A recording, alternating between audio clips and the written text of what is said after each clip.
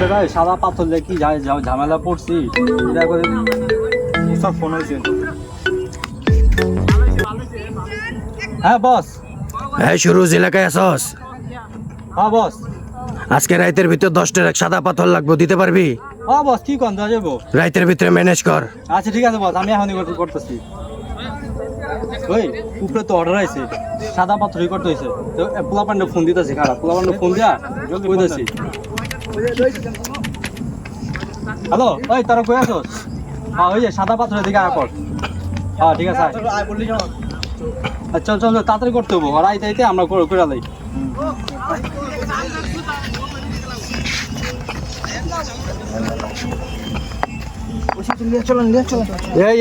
তোমরা কি করতেছো এগুলা? ভাই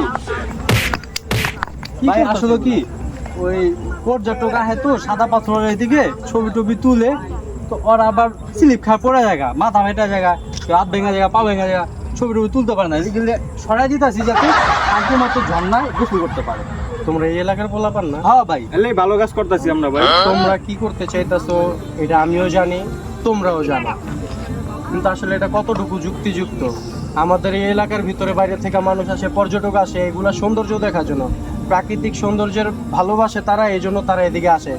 তোমরা যদি নিজেদের এলাকার সৌন্দর্য নিজেরাই বিক্রি করে ফেলো মানুষের কাছে, তোমাদের দিয়ে তো তারা শুধু ব্যবসা করে গেল, আর তোমরা কিছু টাকার লোভে করে নিজেদের সৌন্দর্য নষ্ট করতেছো।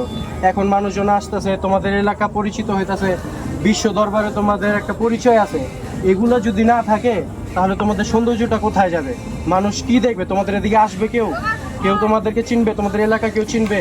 এদিকে উন্নয়ন হবে না ভাই, যা করবা ভেবে শুনে করবা, কিছু টাকার জন্য নিজেদের সৌন্দর্যটা নষ্ট করবা না।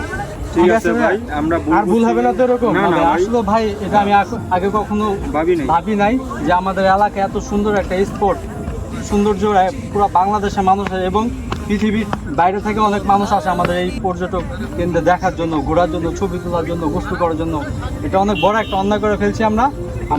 আগামী থেকে আমরা অনেক সতর্ক থাকবো এগুলো কাজ আর কেউ করতে দেওয়া যাবে না, আর নিজেরা তো করবো না, তোমা কাটবো না। হ্যাঁ, নিজেদের ভুল বুঝতে পারছো, এটাই অনেক। চলো চা খায় আসি। আচ্ছা ঠিক আছে।